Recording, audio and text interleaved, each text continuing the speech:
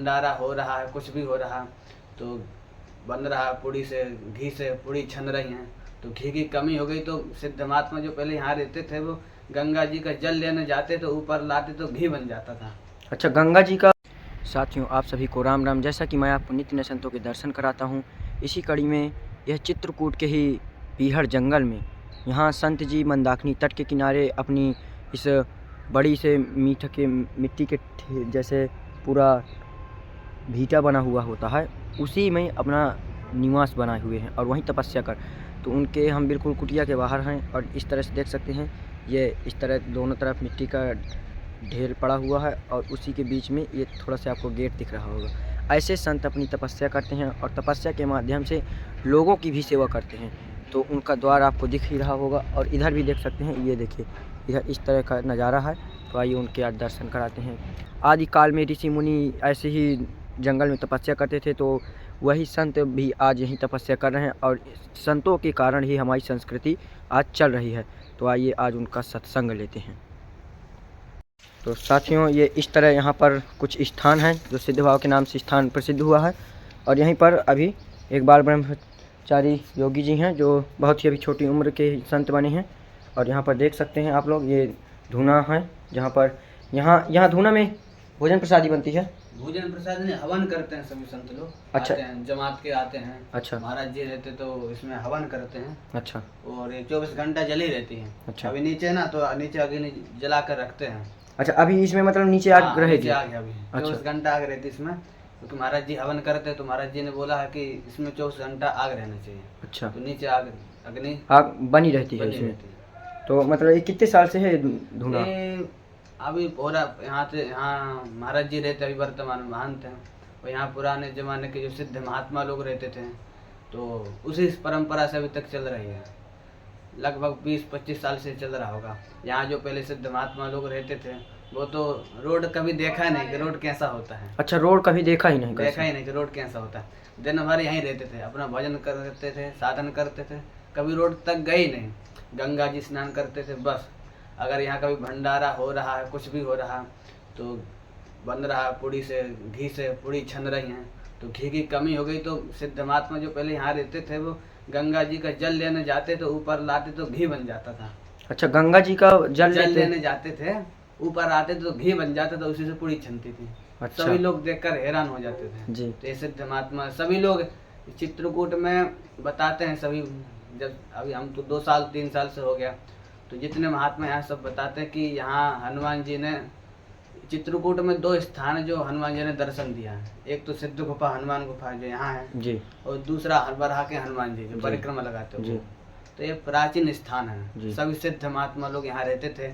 अब इसी परंपरा से सभी महात्मा लोग रहते थे। साधु की जमात भी आती है। अच्छा। रहते हैं। और ठाकुर जी की ऐसी कृपा कि यहाँ किसी चीज़ की कमी नहीं हुई। अच्छा, कभी किसी चीज़ की कमी नहीं।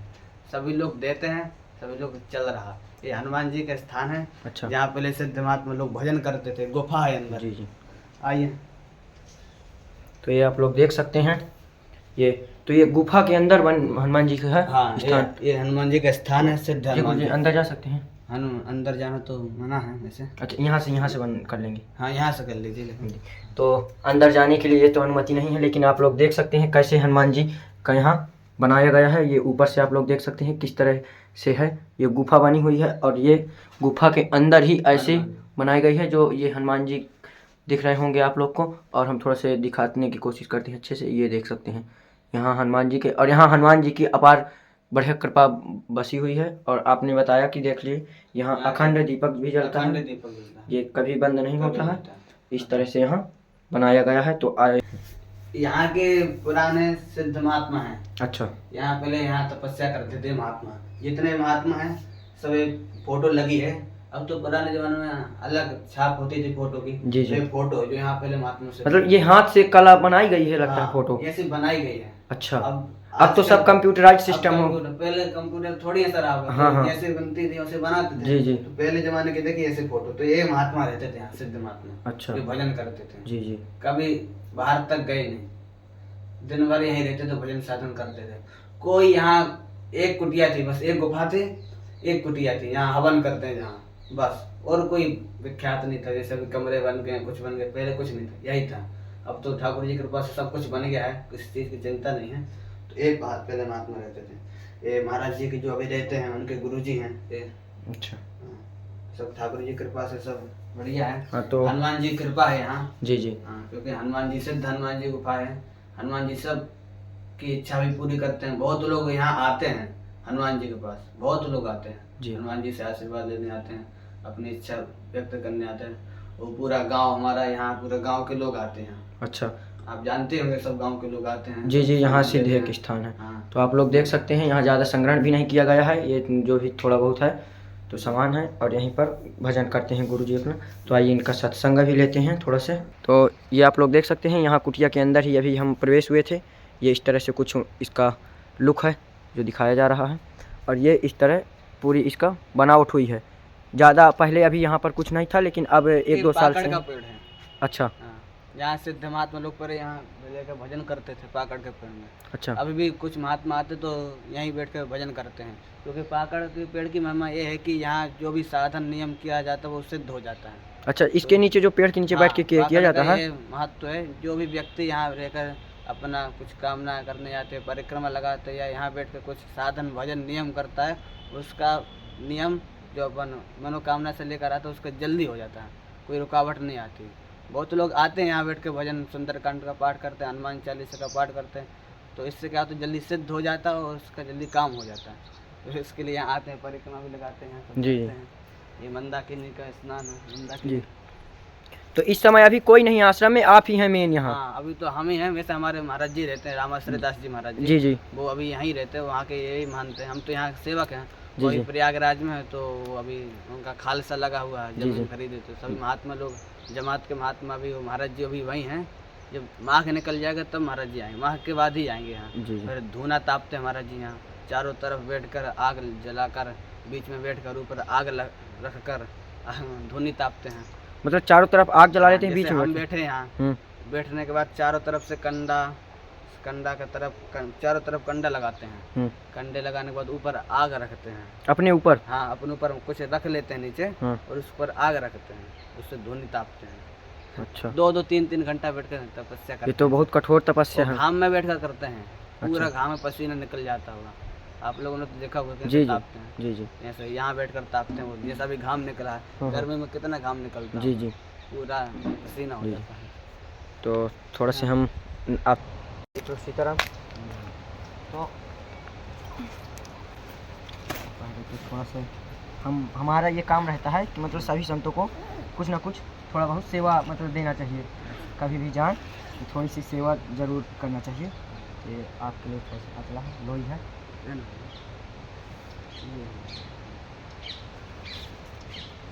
क्योंकि दान करने से या संतों को कभी मतलब कुछ दान दक्षिणा करने से कभी घटता नहीं है, बढ़ता ही बताया जाता है। तो ये महिमा है, और दान करने के साथ साथ थोड़ा सा दक्षिणा जरूर कहते हैं संतों को देना चाहिए। तो जी प्रभु जी, सीता आपका नाम क्या है? हमारा नाम है शत्रुघ्न दास जी। शत्रुघ्न दास जी। हमारे गुरु जी का नाम श्री मलुक पीठाधीश्वर श्री राजेंद्र दास जी महाराज जी, जो अभी वर्तमान में मलुक पीठ संस्थान में रहते हैं। उन्हीं का आश्रम है, और उनकी प्रेरणा से 10-12-13 हज़ार गाय का पालन हो रहा है।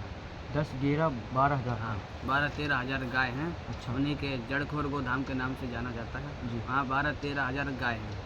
वहाँ गाय की खूब सेवा होती है, किसी बात की वहाँ कोई टेंशन गाय को भी नहीं है।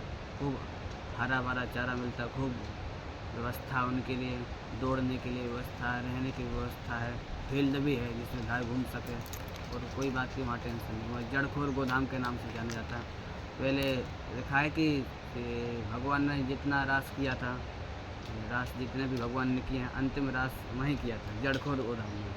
तो वहाँ ब्रज श्री सुरभि धाम नाम है वहाँ का, वहाँ क्या 12-13 हज़ार गाय होती हैं। तो हम वहाँ जड़खोर गोधाम में, वहाँ विद्यालय भी है, तो हमने 4-5 साल वहाँ पढ़ाई की, वेद व्याकरण की। जी, वेद व्याकरण की पढ़ाई करते हुए, गाय की सेवा करते हुए रहते थे।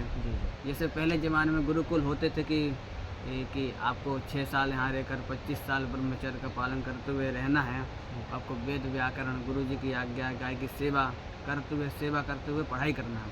तो उसी परंपरा से हम लोग वहाँ रहते थे। 4-5 साल हमने वहाँ पढ़ाई की, वेद का अध्ययन किया, व्याकरण का अध्ययन किया, आधुनिक विद्या का भी अध्ययन किया। उसके चलते हुए महाराज जी का चातुर्मास आता था, उसमें 2 महीने का सत्संग भी मिलता था, विनय पत्रिका। तो इससे हमारी थोड़ी पढ़ाई होती गई। फिर हम महाराज जी का सत्संग सुनते थे, जो चातुर्मास आता था 2 महीने का, तो उसमें विनय पत्रिका की कथा होती थी।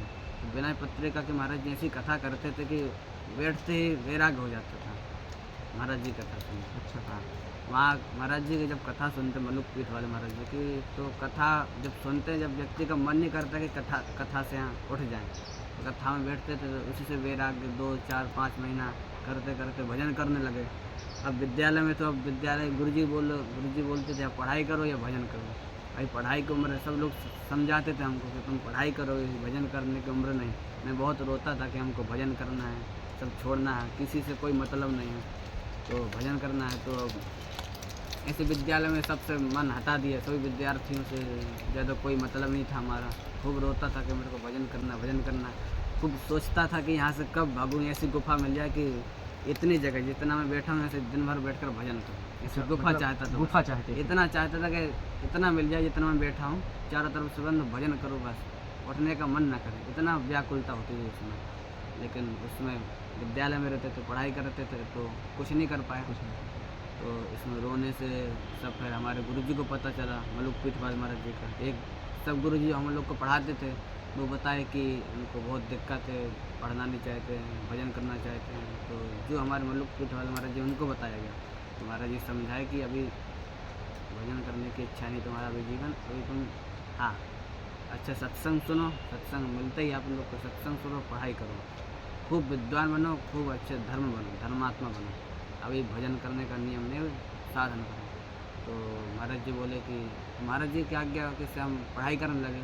महाराज जी की आज्ञा थी कि आप 2-3 महीना में लघु सिद्धांत कौमुदी ग्रंथ को याद करो। तो याद किए 2-3 महीना में, तो गुरु जी की आज्ञा से, तो गुरु जी से दीक्षा लिए। फिर मैं बोला गुरु जी से कि मेरे को भजन ही करना है, अब कुछ नहीं करना। तो गुरु जी बोला ठीक है। तो गुरु जी ने हमको बोला कि आगे आप 30,000 गायत्री मंत्र का जाप करो। कितना? 30,000 गायत्री मंत्र। 30,000। तो एक दिन के लिए मतलब एक दिन में नहीं, एक दिन में 11 माला करना है। 11 माला, 1000 माला करना है एक दिन में 1000 माला। तो मैंने 30,000, वहीं मलुक पीठ है, गौशाला है, वहाँ भजन किया मैंने इतना। तो उसके बाद मेरा मन किया कि मैं चित्रकूट में जाकर भजन करूँ। तो ये आपके अंदर शिक्षा चित्रकूट में ही क्यों हुई, मतलब कि? नहीं, तो चित्रकूट में क्या है ना कि चित्रकूट में हम लोग सुनते थे कि भगवान श्री राम यहाँ 12 वर्ष यहाँ तपस्या की हैं। तो हम लोग की भी इच्छा होती थी, पहले ज़माने में जंगल यहाँ रहता है, चित्रकूट में खूब घनघोर जंगल रहता है। क्योंकि हम लोग का क्या है ना, भजन की जब मन की व्याकुलता होती है कि भजन करना, तो अभी मैंने बताया कि नहीं, एक गुफा चाहते हैं कि इतनी गुफा में भजन करें। तो सुना है कि चित्रकूट में एकदम घनघोर जंगल है, यहाँ से साधु महात्मा भजन करते हैं जंगल में।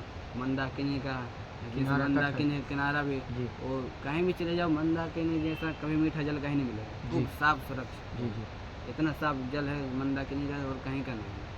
तो खूब मंदाकिनी का जल पीते हम लोग। ये मन तो पानी यही मंदाकिनी का पीते हैं? हाँ, कभी कभी जैसे ठाकुर जी की पूजा के लिए मंदाकिनी का ही जल लगता है। हम लोग रोज़ यहाँ से वहाँ जाएँ तो स्नान करते समय वो कमंडल जरूर ले लेते हैं, कमंडल से ठाकुर जी का स्नान कराएंगे, अपन चंदन लगाने के लिए, पीने के लिए रख लेते हैं। तो ठाकुर जी का होता है उससे, हम लोग यही पी लेते हैं, कमंडल लाते हैं तो उससे भी आचमन कर लेते हैं, पूजा पाठ कर लेते हैं अपना। और जब हम लोग वृंदावन में रहते थे तो मन आया कि भजन करना है, तो कहाँ करें भजन। तो महाराज जी कथा में सुने कि चित्रकूट में भजन करना चाहिए। तो चित्रकूट में आए तो हम लोग यहाँ गंगा जी का किनारा है, काकड़ का पेड़ है, सिद्ध हनुमान जी का स्थान है, इससे बड़े स्थान और कहाँ मिल सकता है। एकांत स्थान, यहाँ कोई आना जाना व्यक्ति का ज़्यादा है नहीं, आते हैं 1-2 लोग आते हैं, और जो जिसका अपने इच्छा है उसके लिए आते हैं। हनुमान जी के प्रति सबका भाव है, तो हम लोग यहीं रहकर भजन करते हैं। तो महाराज जी की कृपा है, मलुक पीठ वाले महाराज जी की कोई दिक्कत की बात है नहीं। तो और मतलब ये आपका संत जीवन मतलब विचार ऐसा क्यों प्रकट हुआ? आप मतलब अब हम जैसे आपके इतने उम्र के हैं, मतलब कई जो विद्यार्थी जीवन में या बनकर वो कलेक्टर ये सब बनना चाहते हैं, लेकिन आप मतलब ये भजन गुफा ऐसा क्यों चुने? नहीं, हमारा क्या था कि विद्यार्थी काल में थे, तो विद्यार्थी में 4-5 साल हमने विद्यार्थी जीवन जिया है, कभी घर नहीं गए हैं 4-5 साल। अच्छा 4-5 साल घर में गए हैं। क्योंकि हमारे विद्यालय में जड़खोर गोधाम, वहाँ हमारा राजेंद्र दास जी महाराज जी का विद्यालय है। वहाँ का नियम है कि आपको 6 साल तक घर नहीं जाना, कोई भी विद्यार्थी आए 6 साल तक वहाँ घर नहीं जाना है वहाँ। और आपको ब्रह्मचर्य का पालन करना है, पलाश का दंड लेना है और हिरण की छाल पहनना है और मूंछ होता ना, मूंछ को पहनकर ना शीशा देखना है, ना कंघी करना है, ना पाउडर लगाना, ना तेल लगाना है, ना कभी बाल कटवाना है। जटा बन जाए तो जटा में रहना है, कभी चप्पल नहीं पहनना है, ठंडी में कोई सेले वस्त्र नहीं पहनना है। ऐसा नियम था। तो 4-5 साल हम लोग घर नहीं गए। तो ये तो बहुत कठिन मतलब हाँ, वो वहाँ था। बहुत कठिन, गाय की सेवा करना है। 4-5 साल हम उसमें रहे विद्यालय में। वो विद्यालय उस बीच में सत्संग भी मिलता गया गुरु जी का, मलुक प्रीतपाल महाराज जी का।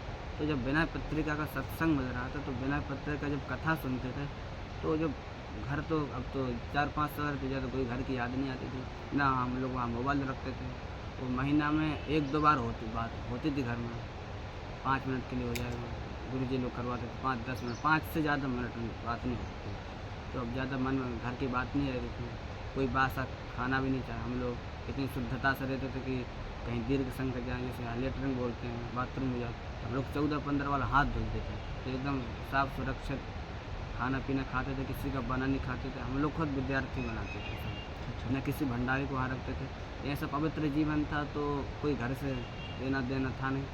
और बीच में सत्संग भी मिलता था तो उससे क्या विनय पत्रिका कथा सुनते सुनते वैराग हो गया। तो अब सब छोड़ने का मन किया। फिर गुरु जी की आज्ञा हुई कि अभी कुछ नहीं छोड़ना, अभी भजन साधन नहीं करना, अभी अपनी पढ़ाई करना। तो अब इतना व्याकुलता हो रही थी कथा सुनने के बाद कि अब सब छोड़ने का मन किया। फिर गुरु जी से दीक्षा लेके कुछ गुरु जी ने भजन साधन दिया तो वहीं साधन किए। फिर मन किया कि चित्रकूट जाए। चित्रकूट में रहकर यहाँ गंगा जी के किनारा, हनुमान जी का स्थान, हनुमान जी की सेवा पूजा, खाना पीना, बनाना, बर्तन धोना सब करते हैं। कामतानाथ जी की परिक्रमा लगाना, पाखड़ तो परिक्रमा रोज लगाते हैं? पर हम परिक्रमा रोज नहीं लगाते क्योंकि अभी स्वयं महाराज जी नहीं हैं। हाँ, तो आश्रम को देखना है। अभी तो आश्रम को देखना है। कोई ज़्यादा बड़ा आश्रम है नहीं है। हाँ, अभी तो छोटा ही आश्रम, ज़्यादा बनाने की कोई इच्छा भी नहीं बनाना। अच्छा, छोटा ही स्थान लेना है। चित्रकूट में आजकल देख नहीं रहे कितना विख्यात हो रहा है हर आश्रम में। लेकिन यहाँ भी कई लोग बोले कि बना यहाँ और गुफा बनाई जाए और स्थान बड़ा बना जाए। तो महाराज जी ने मना किया, कोई बनाने के स्थान नहीं, जितना है उतना ही रहने दो, ये भजन करने की साधन है। यहाँ भजन ही होना चाहिए, भजन होना चाहिए ज़्यादा। यहाँ कुछ ज़्यादा होना चाहिए। तो आपकी अभी आयु कितनी है? हमारी अभी 18 साल चल रही है। 18वीं चल रही है। तो ये आप मतलब ये बाल ब्रह्मचारी मतलब संत जीवन में कितने साल हो गए? यानी हमको घर छोड़े हो गए 7-8 साल हो गए। 8 साल। हाँ, 18 साल की उम्र है, 8 साल घर छोड़े हो गए, मतलब हाँ। आप 10 साल से वो हो गए। जैसे भी घर में कभी फ़ोन आता है तो बातचीत कर लेते हैं, कभी फ़ोन आता है तो कभी घर के मतलब माता पिता कहते हैं कि आ जाओ, घर आ जाओ? हाँ, माता पिता अब जैसे संत बने, अब हमारा माता पिता ने तो विद्यालय में छोड़ा कि पढ़ाई करो, और हम संत बन गए वहाँ। तो माता पिता बोले कि तुम संत कैसे बन गए?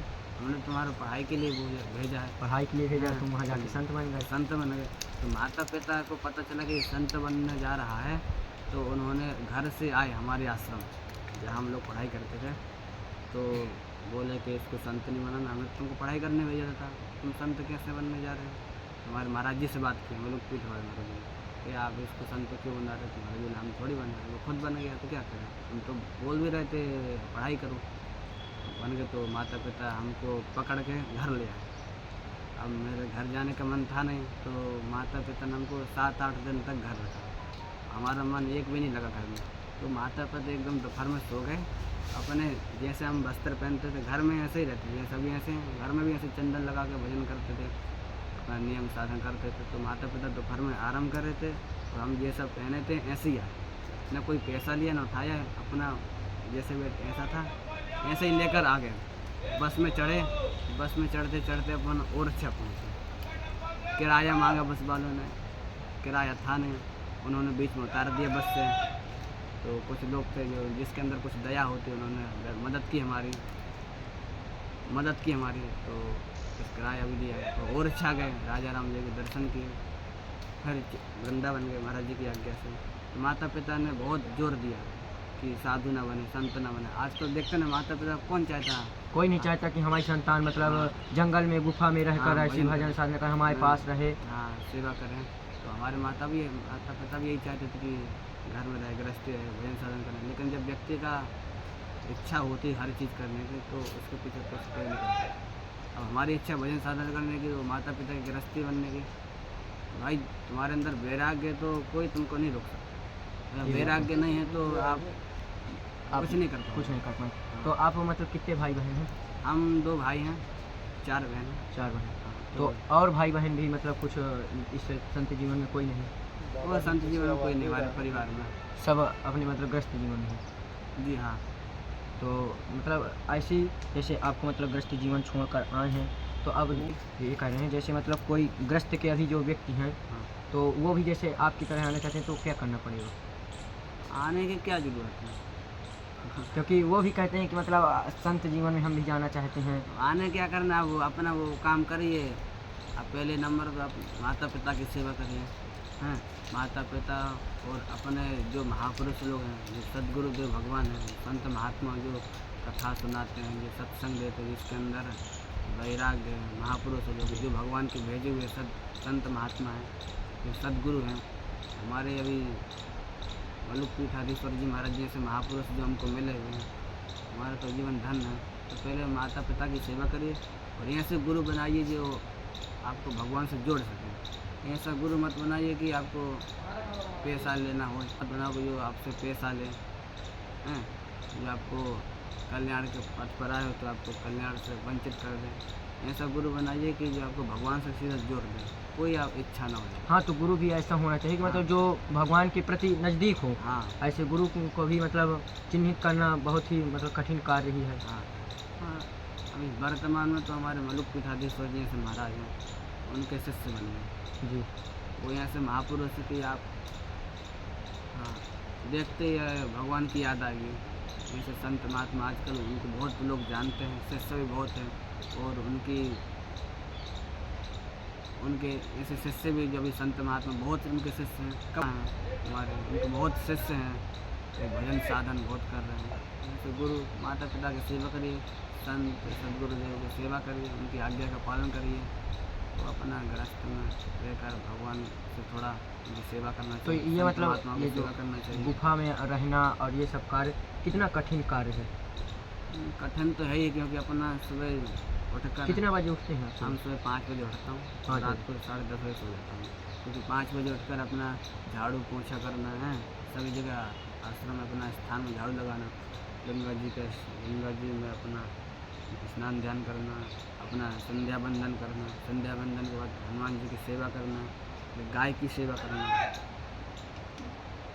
गाय की सेवा भी करना, गाय की सेवा करने के बाद अपना खाना पीना बनाना, बर्तन धुलना, अपना जो समय बचता है उसमें और भजन साधन करना, भजन साधन करना, भजन साधन बाद परिक्रमा लगाना, तो ग्रंथ कुछ पढ़ना, विद्यार्थी जीवन तो ग्रंथ पढ़ना पड़ता है। इसी जीवन से निकल रहा है। और जैसे अब कठिन तो है ही है। 8-10 साल हो गए आप इस बाल ब्रह्मचारी संत जीवन में। हाँ। तो कभी मतलब ऐसा हनुमान जी की जैसे पूजा भी करते हैं, तो कभी ऐसा मतलब आपको दर्शन मतलब हुए, मतलब या मंदाकिनी तट किनारे हैं तो ऐसा कभी कोई देवी देवता मतलब दर्शन आपको महसूस हुए हों? हमें तो ऐसा कुछ अनुभव नहीं हुआ है वैसा। हम तो यह है कि हनुमान जी की सेवा करते हैं, हनुमान जी की सेवा करते हैं, सदगुरुदेव भगवान के चरणों में रहते हैं। बस सदगुरुदेव भगवान के प्रति भाव होना चाहिए, उनके प्रति भगवान का समानता होनी चाहिए। हमारे भगवान के समान हमारे गुरुदेव हैं। हमारे गुरु जी कहते कुछ बने या ना बने, भगवान मिले या ना मिले कोई ज़रूरत नहीं, बस सदगुरुदेव भगवान के प्रति चरणों में आश्रय होना चाहिए। बस सदगुरुदेव भगवान से कैसे ना कैसे जुड़े होना चाहिए जी। संत महात्मा सदगुरुदेव भगवान से जुड़ा रहना ही जरूरी है। तो जैसे इनसे जुड़ा रहेंगे तो आपका अपने आप कल्याण हो जाएगा। अपने आप कल्याण। जैसे मतलब संत रहते हैं तो ग्रस्त वाले लोग हैं तो कहते हैं संत की सेवा मतलब करने के लिए लोग कहते हैं, तो मतलब संत सेवा से मतलब क्या लाभ होता है? संत सेवा से लाभ बहुत है। पहले नंबर तो गाय सेवा करनी चाहिए, गाय सेवा, गौ सेवा। गौ सेवा में दान करना चाहिए, गौ सेवा जो अपनी क्षमता बन सके। कहा भी जाता है मतलब दान दे धन न घटे, ये हाँ, मतलब श्लोक ये तो कुछ बता दीजिए इसके बारे में। पहले तो देखिए, नमो गोभ्यास श्रीमतेभ्यास सौरभ्य नमो ब्रह्मसताभ्यश्च पवित्राभ्यो नमो नमः। गाय सबको पवित्र करती है। वो गाय के देखो, गाय के गौमूत्र में गंगा जी का निवास है, गोबर में लक्ष्मी का जी का निवास है। गौमूत्र भी पीना चाहिए। देखिए गौमूत्र, अब कोरोना काल में बहुत लोग बीमार थे जी। हमारे गुरुजी ने सबको गौमूत्र दिया, सब ठीक हो गए, हज़ारों से ज़्यादा ठीक हुए गौमूत्र से। अच्छा। हाँ, हज़ारों से ज़्यादा गौमूत्र से ठीक हुए। तो प्रतिदिन गाय का गौमूत्र भी पीना चाहिए छान कर। तो गाय की सेवा करना चाहिए। पहले तो आपको अपने घर में एक गाय रखना चाहिए। गाय ना रख सके, आप सिटी में रहते हो, शहर में रहते हो, गांव वाले तो रखते भी हैं, सिटी में रहते हो या शहर में रहते हो, अगर क्षमता ना हो गाय रखने की तो कहीं गौशाला में आपको दान करना चाहिए, जितने आपका क्षमता बने। दान करते हुए अपने संत सेवा भी करना चाहिए, हैं। संत सेवा करते हुए आपको भगवान की प्राप्ति भी होगी। गाय सेवा तो साक्षात भगवान का स्वरूप है ही है। वो अपना मन को रोकते हुए, अपनी भावना को थोड़ा कंट्रोल करते हुए, तो कोई ज़्यादा किसी लड़ाई झगड़ा ना करते हुए संत की सेवा करें। कोई ज़्यादा अपना प्रचार भी ना करें कि हमने आज संत की सेवा की है, गाय की सेवा की, तो सारी दुनिया में बताना, ढंढोल पीटना, ये सब ठीक नहीं। गाय की सेवा करिए, संत महात्मा की सेवा करिए, उससे आपका कल्याण होगा। उसमें कोई बात है, कोई इसमें वो नहीं, क्या बोलते उसको, संत सेवा करिए, गाय सेवा करिए, उसमें आपका कोई संदेह नहीं। हाँ, आपका जरूर कल्याण होगा। गाय की सेवा जरूर, संत सेवा, ब्राह्मण सेवा, जितना भी आपकी क्षमता हो उतना पूरा करना चाहिए। वो आपका जरूर कल्याण होगा, जरूर मनोकामना। हाँ, मतलब ये कोई ये नहीं है कि आप लाखों 2 लाखों मतलब दान करें, जितना हो सके 10 रुपये अगर है तो मतलब दान दक्षिणा पूरे अंदर के मन भाव से करना चाहिए। वो कोई आपको ये नहीं कह रहे कि आपको ज़रूर करना चाहिए दान, ये हमारी ओर से कुछ बात नहीं कि आपको दान ही करना चाहिए। आप हाथ से भी गाय की सेवा कर सकते हैं, संत को भी हाथ से सेवा कर सकते हैं। दान ही जरूरी नहीं है, जो आपसे बन सके वो करिए और संतों से जुड़े रहिए। तो आपको गृहस्थ जीवन अच्छा लगा तो गृहस्थ में, साधु जीवन लगा तो साधु में आइए। लेकिन माता पिता जब तक गृहस्थ में, जब तक माता पिता सदगुरुदेव भगवान की सेवा करना जरूरी है। तो जैसे गुरु जी मतलब अब हमारा शरीर है, इतना बड़ा शरीर है, तो इसमें बहुत द्वार होते हैं, तो किस द्वार के मार्ग से मतलब जल्दी भगवान की प्राप्ति होती है? हमारे अनुभव से तो सदगुरुदेव भगवान के द्वार से भगवान की प्राप्ति है। सदगुरु द्वारा से, सदगुरुदेव भगवान, क्योंकि हमारा जीवन में जो भी है सदगुरुदेव भगवान की कृपा से, जो भी हमने अनुभव किया, जो भजन साधन कर रहे हैं, जो भी अपन में पढ़ाई लिखाई की, वो सदगुरुदेव भगवान। शिक्षा गुरुदेव अलग होते हैं, सदगुरुदेव भगवान जो भगवान से जोड़ने वाले होते हैं। तो बिना सदगुरुदेव भगवान का आपको कल्याण नहीं होने वाला है। कुछ भी कर लो बिना सदगुरुदेव भगवान से कुछ नहीं। तो हमारा जीवन तो यह है कि सदगुरुदेव भगवान से ही चला है, जो भी चला है, उन्हीं के चरणों में रहकर करते हैं सेवा, और कुछ नहीं। सदगुरुदेव भगवान को ही मानता हूँ, उन्हीं की कृपा से सब कुछ यही कहना चाहता हूँ। तो आप लोग देखें कि मतलब 18 साल की उम्र में ऐसा वैराग्य जल्दी किसी को ऐसा मतलब ऐसा होता नहीं है, लेकिन कहीं मतलब इतने विद्यार्थी थे प्रभु जी आपके साथ मतलब पढ़ने वाले, तो सभी तो ऐसे कुछ में बने नहीं, उसमें आप मतलब अकेले 1-2 लोग बन गए, जो बन गए हैं, जो मतलब, तो ऐसा आपका आना, तो ऐसे मतलब ऐसे लोगों, ऐसे संत सेवा जरूर ऐसे लोग करना चाहिए। और यहाँ पर मतलब गौ माता की सेवा भी बता रहे हैं कि गौ माता की सेवा करनी चाहिए, इसी से जीवन कल्याण है। और मोह माया ज़्यादातर न करके जो है जिसके पास जितना है उसमें दान जरूर करें, और जो भी ना अगर दान नहीं है तो हाथ से सेवा करें। बताया मतलब सेवा तन मन धन सबसे होता है, कोई यही नहीं कि धन से ही होता है। आप अंदर से आप बनाइए कि हमें मतलब ये करना है, तो ज़रूर पूर्ण होता है। और फिर हम अगले नए किसी संत के साथ आपका सत्संग दिलाएंगे। तो तब तक के लिए अपना ध्यान रखें। जय श्री राम।